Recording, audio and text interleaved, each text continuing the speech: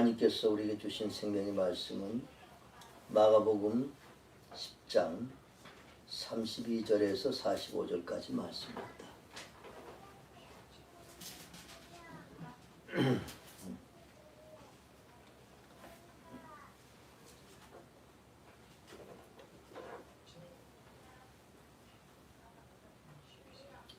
(32절부터) 교도하십시다.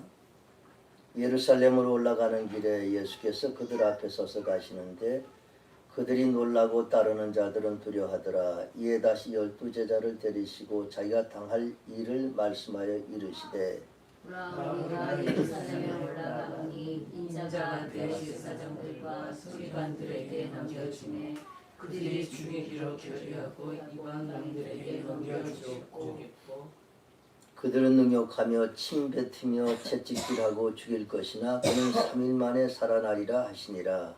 세베대의 아들 야고보와 요한이 주께 나와 여짜오되 선생님이여 무엇이든지 우리가 구하는 바를 우리에게 하여 주시기 원하옵나이다. 이르시되 너에게 무엇을 하여 주기를 원하느냐.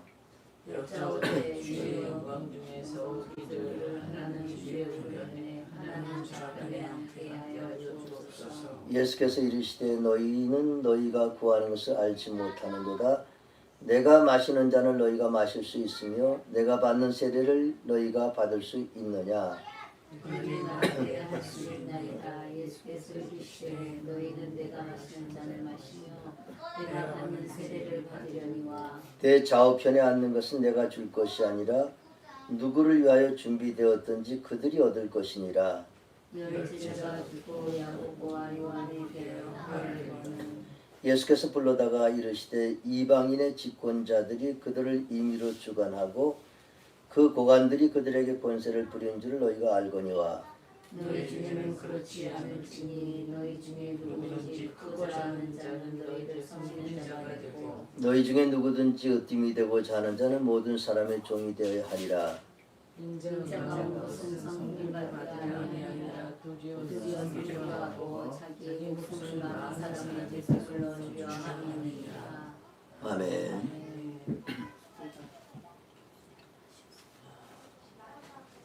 20세기 초 중엽까지는 이 선교사들이 믿는 사람들의 영웅이었습니다. 또 제가 어렸을 때 젊었을 때도 그때만 해도 순교자에 대한 설교를 하곤 했습니다. 그때 그 설교를 들을 때에 참 마음이 뜨겁고 감동이 된 적도 있습니다. 그런데 이제는 더 이상 순교자에 대한 이런 설교도 거의 없어지고 또 믿음의 사람들이 순교를 해야 되겠다 이런 생각은 거의 없을 것입니다. 심지어는 선교사들까지도 순교해야 되는다 이런 생각들이 점점 사라지고 있는 때입니다. 여러분 그리스도의 제자입니까? 우리는 나는 그리스도의 제자다 라고 생각하기도 했고 또 본인이 그런 정체성을 가지고 있다고도 생각을 합니다.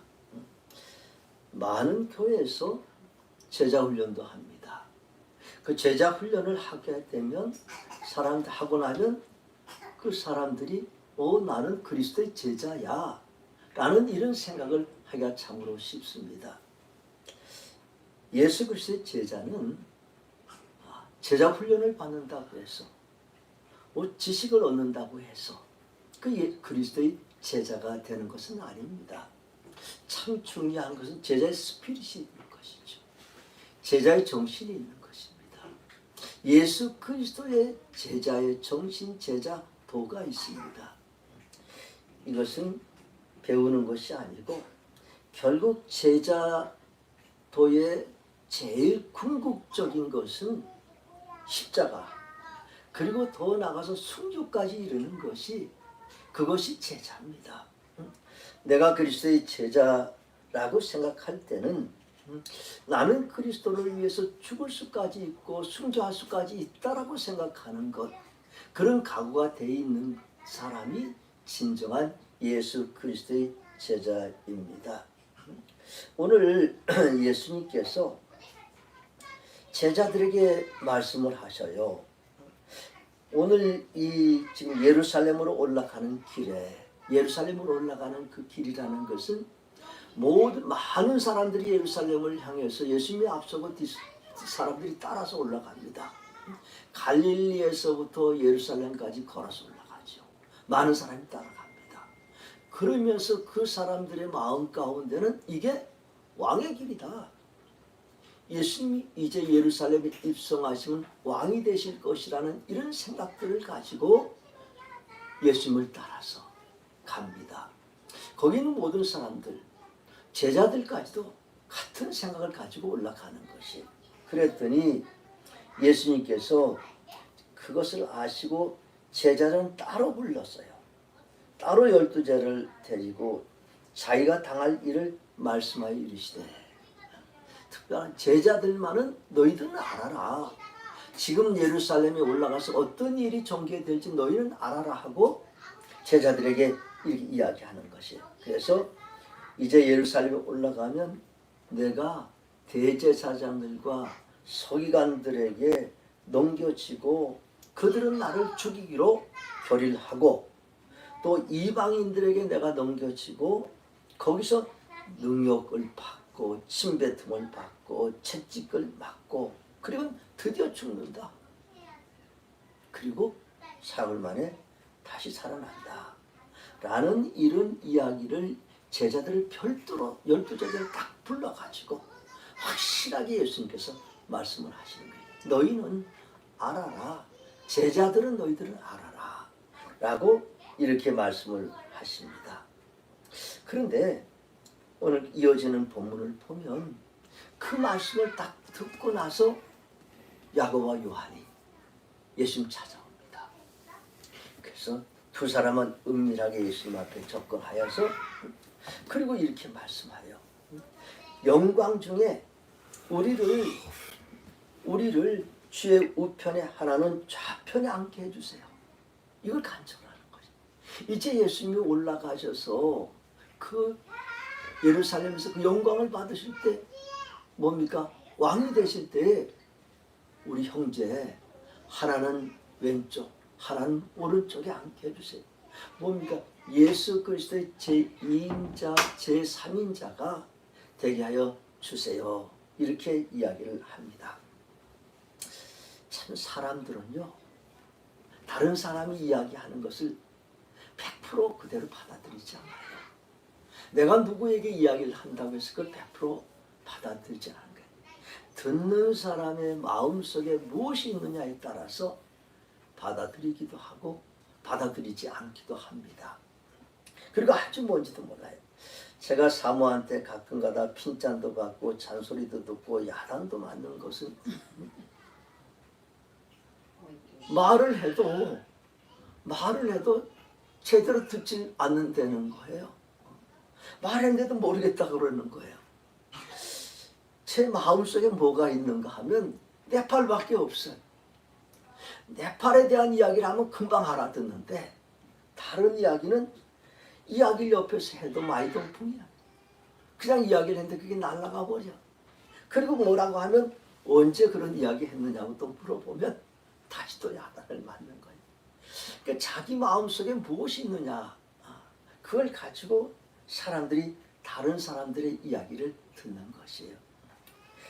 학교에서 공부 잘하는 학생들은 그냥 선생님 이야기를 그대로 들으려고 애를 쓰는 사람 공부 잘하는데 공부 시간에 다른 생각하는 다른 것이 마음에 있는 아이들은 그냥 공부하는 것이 참 어려워요. 그처럼 사람의 마음속에 무엇이 있느냐가 참 중요한데 오늘 야고보와 요한의 마음속에 뭐 있는 거예요? 그냥 내가 올라가서 출세해야지. 내가 올라가서 내가 권력을 잡아야 되지. 이런 생각밖에 없는 거예요. 마음속에 권력에 대한 욕심으로 가득 차 있기 때문에 예수님이 뭐 가서 고난을 당하고 십자가를 지고 죽는다는 그거는 아예 들리지도 않아. 들었는데 들리지도 않아. 하나도 마음속에 남아있는 거 없이 오직 우리 난 가서 우리는 가서 높아져야 되겠다. 참 사람들은요 굉장히 정치적이기도 하고 또 사람들은 어떤 본능적으로 권력에 대한 욕심이 다 있어요. 모든 사람들이 다 권력에 대한 그런 지위에 대한 욕심들이 다 본능적으로 다 있는 것이에요. 그래서 모든 사람들이 다 올라가려고 해요. 다 높아지려고 그래요. 그 어린이 동화책에 꽃들에게 희망을 이런 그 동화가 있어요. 애벌레 하나가 그냥 그 보니까 많은 애벌레들이 그렇게 가고 한쪽으로 가고 있는데 근데 따라가 보니까 그냥 그 기둥이 큰 그 높은 기둥이 있는데 전부 모든 애벌레들이 다 그 기둥으로 올라가는 것이 그 기둥으로 올라가는데 왜 올라가는지도 몰라. 그냥 저 위에 올라가면 무엇이 있을 것이라는 그런 생각을 가지고 그렇게 계속해서 올라가는 것이. 근데 올라가는데 보면은 어떻게 올라가냐면 뒷사람의 머리를 어깨를 밟고서 그렇게 해서 계속해서 올라가는 것이. 그래서 꼭대기까지 올라가요. 꼭대기 올라갔는데 아무것도 없어. 더 이상 올라갈 데도 없어. 그냥 올라왔어요. 그랬더니 올라가서 보니까 뒤에서 오는 애벌레들에 의해서 밀려서 떨어지는 거예요. 사람들이요 다 올라가는데 그 끝을 알지도 못하고 다 올라가는 것이에요. 그러고 나서는 추락하는 경우들이 참 많죠. 거기서 보면 그 애벌레가 깨닫고서 내려와요. 그리고 나서 나비에게 영향을 받아서 자기가 죽어야 애벌레가 죽어서 번데기가 돼야 나비가 된다는 것을 알고서 그래서 나비가 돼서 홀홀 날아가는 것이에요. 그 애벌레는 올라가서 높아지는 것이 아니라 나비가 돼서 자유함을 누리고 날아가는 것이에요. 사람들은 계속해서 올라가려고 합니다. 이렇게 예수님에게 말씀하시니까 예수님께서 그래? 그러면 너희가 구하는 걸 참 알지 못하는데 내가 마시는 잔을 너희가 마실 수 있느냐? 또 내가 받는 세를 너희가 받을 수 있느냐? 할 수 있습니다. 이렇게 말씀합니다. 예수님이 하시는 말씀도 모르고 할 수 있다. 내가 마시는 잔은 고난의 잔이에요. 십자가의 잔인 것입니다. 그 십자가의 고난의 잔을 너희가 마실 수 있느냐? 예, 마실 수 있습니다. 고난의 세례를 받을 수 있냐? 세례는 예수님께서 자신의 몸을 그 고난 가운데 다 던지는 것이 십자가에 죽으시는 것이 그것까지 너희가 할 수 있느냐? 뭔지도 알지 못하지만 예수님 영광 중에 앉는데 이거 할 수 있으면 자기들 좌우에 앉을 수 있다고 생각할 수 있습니다. 라고 이야기를 하는 것이. 근데 실제로 참 사람의 말이 얼마나 중요한가 하면 야고보는 제일 먼저 순교합니다. 예루살렘에서 순교해요. 모든 제자들은 예루살렘 박해가 있어 다 외국으로 떠나서 외국 이 나라 저 나라 가서 거기서 복음 전하다가 순교하는데 야고보는 제일 먼저 예루살렘 박해 때 예루살렘에서 순교를 합니다. 그리고 요한은 제일 오래 살아요. 100세 이상을 삽니다. 그 모든 고난의 세월들을 다 통과해요. 그리고 그 사도들이 순교했다는 그 소식도 다 들어요. 그 고난의 세월을 하고 그리고 밤모섬에 귀양에 가서 거기서 계시를 받아서 요한 계시록을 기록하고 그리고 이 세상을 떠납니다.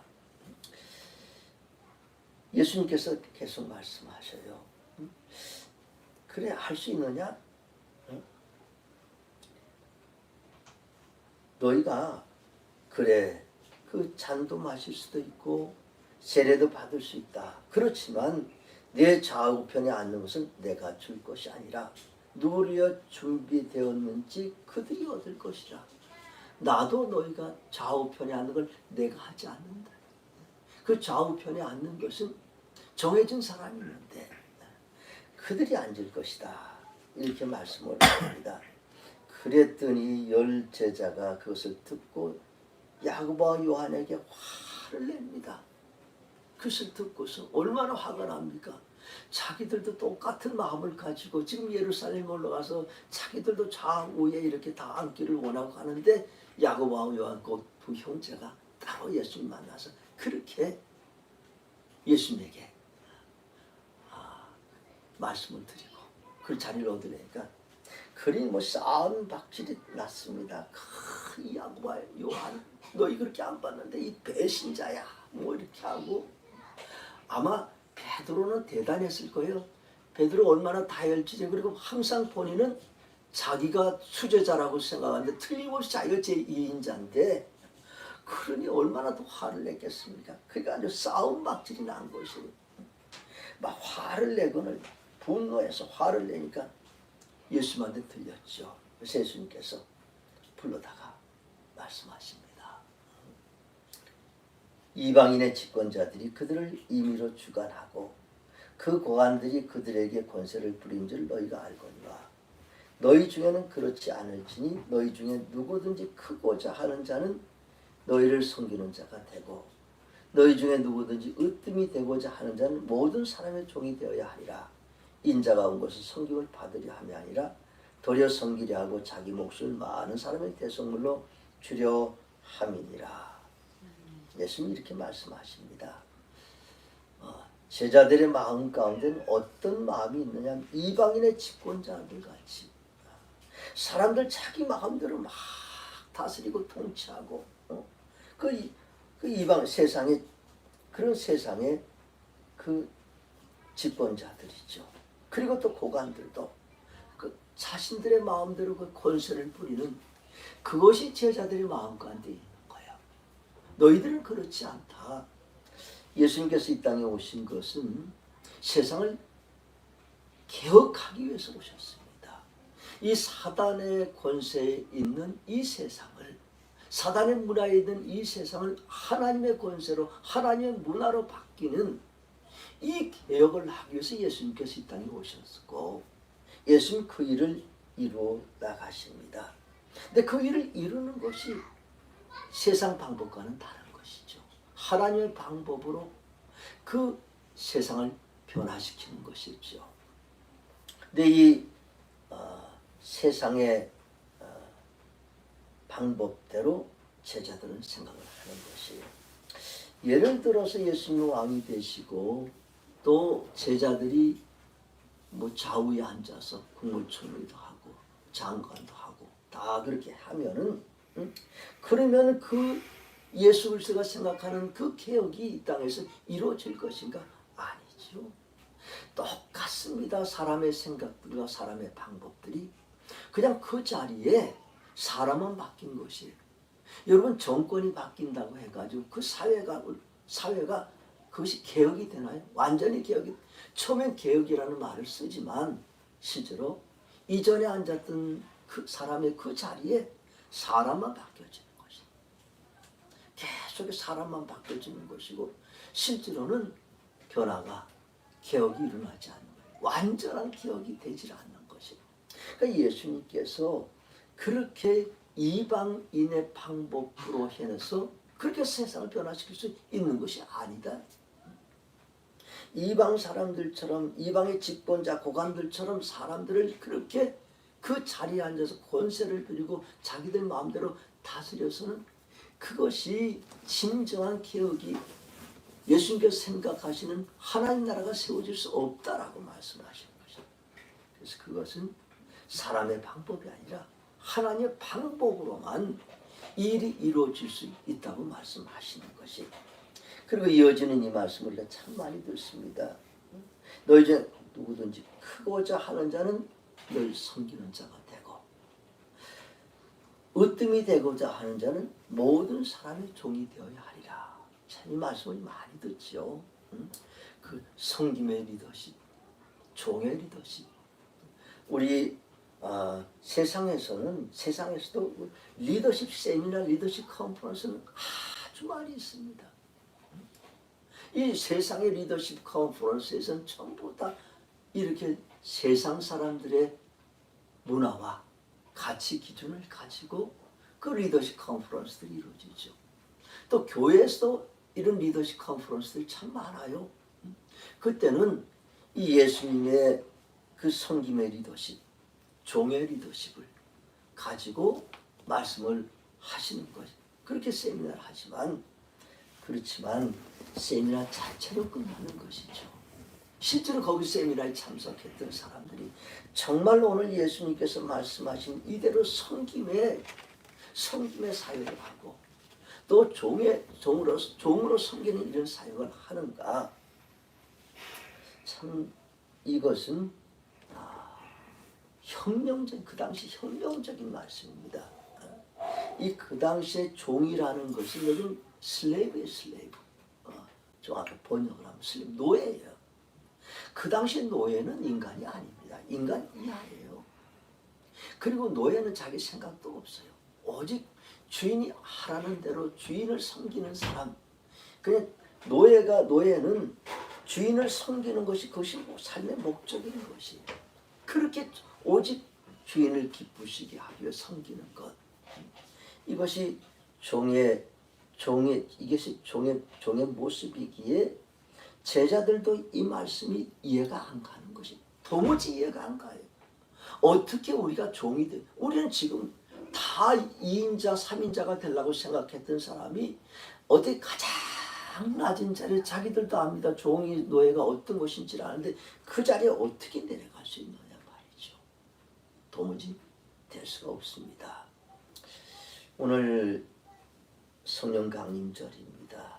참 가능한가요? 사람의 힘으로 되지 않아요. 하나님이 하셔야 되는 것입니다.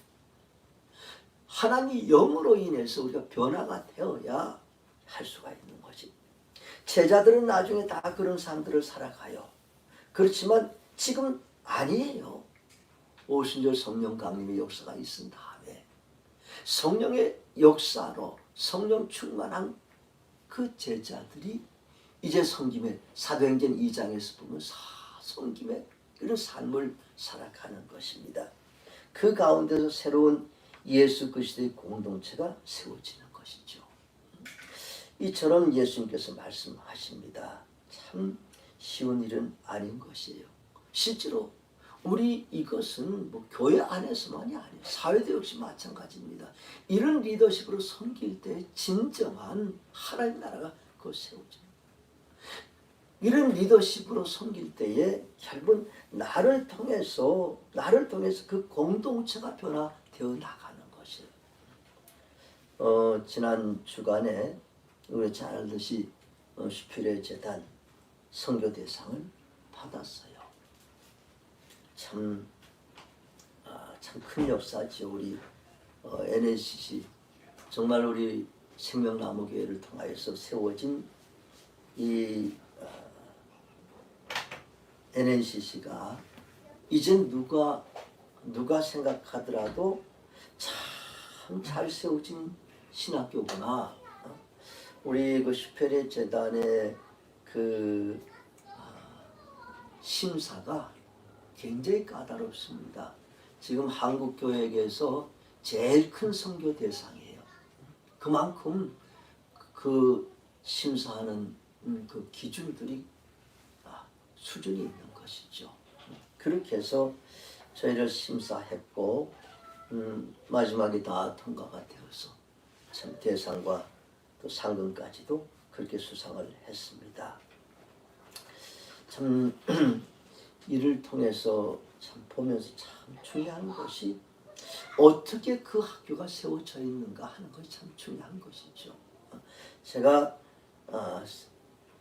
감사할 분들이 참 많죠. 하나님께 감사하고 러브네팔 감사하고 생명나무교회 감사하고 참 감사할 분들이 많습니다. 그렇지만 또 감사한 것은 NNC 자체에 대해서 그 NSC 교수들을 해서 참 감사한 것이죠. 실제로 사역은 그곳에서 일어난 것입니다. 네팔에서의 그 사역들이 잘 되었기에 상을 받은 것이죠. 그 사역의 주역들이 누군가 하면 우리 교수들이에요.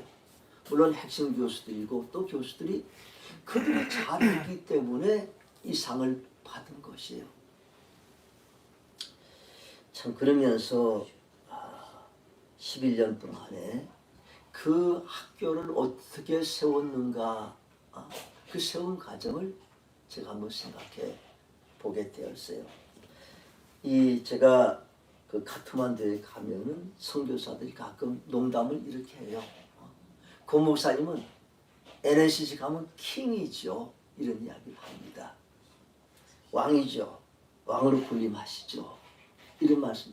물론 농담 또 진담 반씩 이렇게 있을 겁니다. 그렇게 하지만 실제로 저는 거의 한 서번트, 종이에요. 종의 마음을 가지고 종의 자세로 그들을 섬겼을 때에 그들이 감동을 받는 것이에요.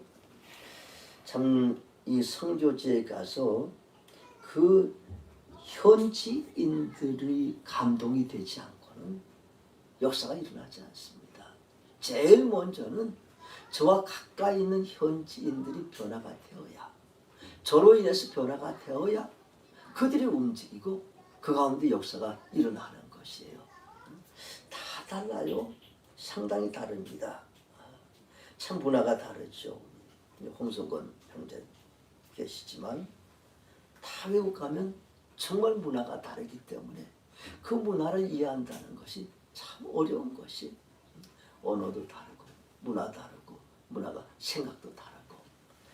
쉬운 말씀으로 아무리 잘해줘도 그 나라는 고맙다는 말을 안 해요. 사람이 수고하고 고맙다는 말 한마디만 들으면 굉장히 수고한 것이 그냥 씻은 듯이 날아갈 수 있는데 그 한마디 못 들으면 굉장히 마음속에 항상 뭔가 서운한 마음이 있는 것이에요. 그런데 그 감사하다는 말을 하는데 시간이 많이 걸립니다. 너희도 감사해. 하라고 감사해 줍니까? 우리나라도요 30여 년 전까지는 감사하다는 말 거의 안 했어요. 국가적인 캠페인을 벌였어요. 감사에 대한 캠페인을.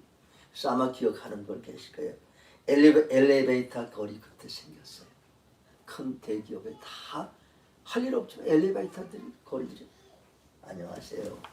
고맙습니다. 감사합니다. 들어올 때, 탈 때 다 그 인사만 그렇게 하는 것이. 백화점, 병원 다 그 인사를 그렇게 처음에는 참 우습게 저희 뭐하나 우습게 생각할 사람들이 많이 했지만 그렇게 가지고 사람들이 이제는 감사합니다, 고맙습니다 좀 쉽게 하죠. 유럽 사람들은 그냥 습관이 땡큐 뭐 어렵습니까? 그럼 땡큐 하나 그렇게 어려운 것이. 참 선교지에 있는 분들이 받는 것에 익숙해 가지고 주는 것은 잘 못해요. 그리고 참 느려. 문화가 느려. 더운 나라 느려. 그리고 어려운 나라일수록 빠르지 않아요. 느려요. 할 일도 없지만 날씨도 덥고. 그래서 뭘 시키면은 참 느려요. 우리는 어때요? 빨리빨리. 이게 부딪히면은 속이 안 되는 것이에요. 참고 그들의 문화를 존경해 줘야 돼요. 근데 또 서운한 건 뭐냐 하면 평상시에 일은 느린데 자기들에게 유익한 일이 된다면 아주 금방 그것을 내버리는 거예요. 답도 금방 와. 여기서 아무리 뭐 카톡이랑 이메일 보내도 답이 안 오고 늦고 뭐 그런데 본인들에게 유익한 것은 그냥 순간적으로 와버리는 것이에요. 그 사람은 얼마나 참 마음이 그런 마음이에요. 그래도 어떻게 제가 그들의 어떤 지시를 하고 명령을 하면 따르죠. 사실 모든 재정이 저를 통해서 다 전달이 되고 사역이 일어나지 않습니까? 그러게 제가 말하면 그냥 예사고 들을 수 있어요. 나이들도 다 젊어요. 뭐 40대 중후반, 50대 초, 더 젊은 사람도. 그런데 명령하면 예스하고 다 들을 수 있죠. 그런데 앞에서 명령해도 예스에 아무 소용이 없습니다. 정말 마음 속에서부터의 그 예스가 있어야 되는 것이죠. 그래야 그들이 움직이는 것이고, 그래야 저들이 움직여서 열심으로 움직여서 진심으로 움직여서 사역의 결실들이 이루어지는 것입니다. 참, 이 선교 사역을 한다는 것이 이렇게 섬기지 않으면 역사가 일어나지 않아요. 지시하는 선교를 하면은 그 가시적으로는 뭔가 일어나는 것 같지만 오랜 시간 지나면 다 무너져 버리고 마는 것이, 본인들이 감독을 받고 본인들이 할 수 있도록 그 변화가 일어나기를 기다리는 것이 다른 것이 없습니다. 오늘 여기 이 말씀이 제일 중요해요. 마가복음이 제일 중요한 말씀이에요. 그렇게 이렇게 말씀하시는 것이에요. 누구든지 크고자 하는 자는 섬기는 자가 되고, 또 으뜸이 되고자 하는 자는 모든 사람이 종이 되어야 하리라. 그래서 예수님이 이 말씀을 합니다. 이 마가복음 10장 45절 말씀은 마가복음에서 가장 중요한 말씀이고, 그리고 이 45절 말씀을 통해서 전과 후가 바뀝니다. 이제는 인자가 온 것을 섬김을 받으려 함이 아니라 도리어 섬기려 하고, 예수님 섬김을 받으셔야 될 분이시잖아요. 그렇지만 섬김을 받으려 함이 아니고 도리어 섬기려 하고, 어디까지 섬깁니까? 자기 목숨을 많은 사람의 대속물로 주려 함이니라.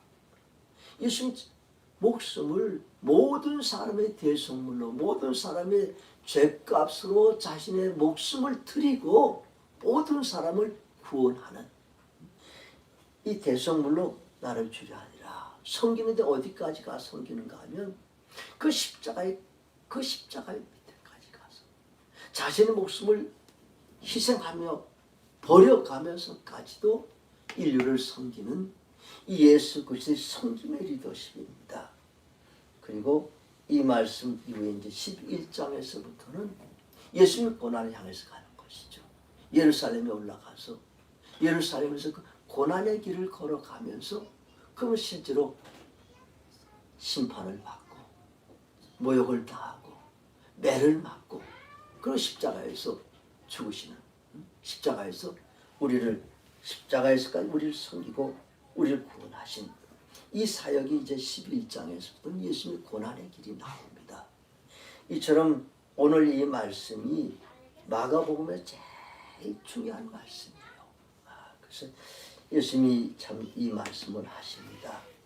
정말 우리가 스스로 높아지고자 하면 높아질 수 없습니다. 하나님 우리를 높이셔야 되는 것이고, 그 높임은 자신의 목숨까지도 내어놓는 이런 낮아짐이 있을 때에 높아지고 역사가 일어납니다. 우리는 슈바이처 박사, 알버트 슈바이처 참 잘 알죠. 모든 사람들이 다 그냥 아프리카의 성자다 이렇게 생각들을 합니다. 참 그가 그렇게까지 모든 사람들에게 높임을 받는 것은 그는 선교사 나가기 전까지 독일의 신학대학교 신학자였고 철학박사, 신학박사, 그렇게 대학에서 신학을 가르치는 신학 교수였어요. 그리고 음악에 굉장한 조예가 있어서 바 전문가였어요. 올게니스트였어요. 그렇게 신학과 음악에서 참 존중을 받는 그 사람이 어느 날 30대 초에 어느 날 자기 집에 오는 우편물이 잘못 전달이 되어서 옆집에 와서 봤는데 그 잡지였어요. 전해주러 가면서 잡지를 이렇게 읽어보는 가운데서 아프리카의 참상을 그대로 아주 상세하게 기록한 것을 본 거예요. 그 유럽 사람들이 가서 그 아프리카 사람들에게 잘못한 이야기, 그로 인해서 그 어려운 것, 또 아프리카 그 자체에서 그 사람들이 병들어서 죽어가는 것, 우리의 혜택을 받지 못해서 그렇게 힘들고 어렵고 죽어가는 그 기사를 보고서 그때에 하나님이 자신에게 주시는 그런 인사이트, 계시라고 생각하고 바로 의과대학에 들어갔어요. 그래서 의학을 전공해서 의학 박사가 됐어요. 그러면서 또 아내에게는 간호사 일을 공부를 하게 해서 그걸 다 마치고 30대 후반에 아프리카로 떠납니다. 모든 사람이 다 말리죠. 왜 이 모든 지위들을, 이 명성들을 다 뒤로 하고 그 아프리카에, 그 죽음의 땅인 아프리카로 가느냐. 떠납니다. 두부가 떠나죠. 그리고 그 아프리카에 가서 얼마나 힘든 것입니까? 자신들도 질병에 걸려서 사경을 헤매서까지도 거기 있는 한 사람 한 사람들을 다 치료하고 오늘 모든 사람들을 다 치료하고 그 아프리카 사람들이 얼마나 감격해요. 그렇게 다 죽음 앞에서 치유함을 받고 생명을 얻고 그런 가운데서 참 예수 그리스도의 복음이 전해지고 그 참 오랜 시간 동안 오래 살았으면 오랜 시간 동안 그 아프리카에서 그 사람들을 도우면서 그 아프리카의 변화를 일으키고 모든 사람들이 아프리카의 성자다. 결국은 그곳에서 죽고 그곳에서 묻힙니다. 모든 거 다 내려놓고 섬겼습니다.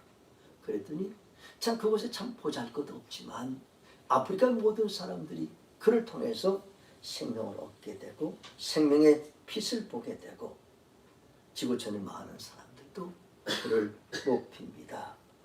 진정 높아지는 것이 어떤 것인가?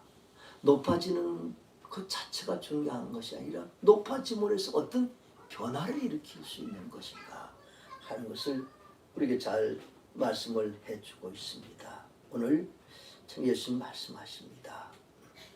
도리어 섬기려 하고 성경을 받을 분은 성김을 받을 분 모든 인류의 성김을 받을 분이 도리어 섬기려 하고 오늘 이런 성령의 역사를 통해서 우리의 삶이 도리어 섬기려 하고 우리 모든 삶 가운데서 가정이나 교회나 또 사회나 직장이나 어디서든지 참 도리어 섬기려 하고 이 말씀으로 우리의 처해 있는 모든 처소를 우리 모든 있는 곳곳을 참 변화시키고 참 그 가운데 참 하나님께서 우리를 기억하시고 또 내가 스스로 높아지는 것이 하나님 높여주시는 이런 삶을 살아가시며 또 이런 변화가 우리를 통해서 일어날 수 있기를 주님의 이름으로 축복합니다. 기도하겠습니다. 우리 말씀을 우리 생각하면서 우리 결단의 기도를 드리겠습니다.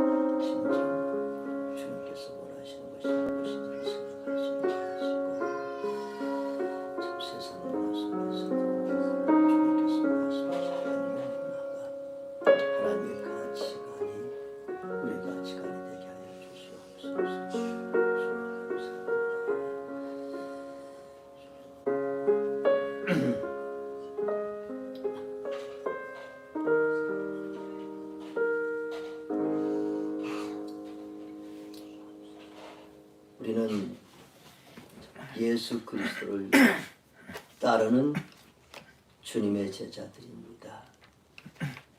누구든지 나를 따르려거든 자기를 부인하고 자기 십자가를 지고 나를 따를 것이니라. 주님께서는 십자가를 지고 나를 따르려고 말씀하셨습니다. 그러면서 우리 삶의 어디에서든지 그곳에서 십자가를 지고 나를 따르라. 그것은 우리의 삶이 참 주님께서 섬기셨던 것처럼 도리어 섬기려 하고 세상의 문화는 다릅니다. 높아지는 문화입니다. 하지만 세상의 방법으로 세상을 섬기지 않게 하시고 세상을 살아가지 않게 하시고 오직 하나님의 방법으로 그리스도께서 말씀하신 그 방법으로 세상을 살아가며 세상을 변화시키는 하나님의 사람들 주의 제자로 살아가기를 원하십니다. 이 시간 참 귀한 결단을 하게 하시고 주의 성령께서 우리를 도우셔서 우리가 섬김의 삶을 살아가는 하나님의 사람들 되게 하시고 우리의 모든 섬김의 자리자리마다 주의 성령께서 역사하시사 주의를 감동시키시고 변화시키셔서 하나님의 나라를 세워가고 하나님의 공동체를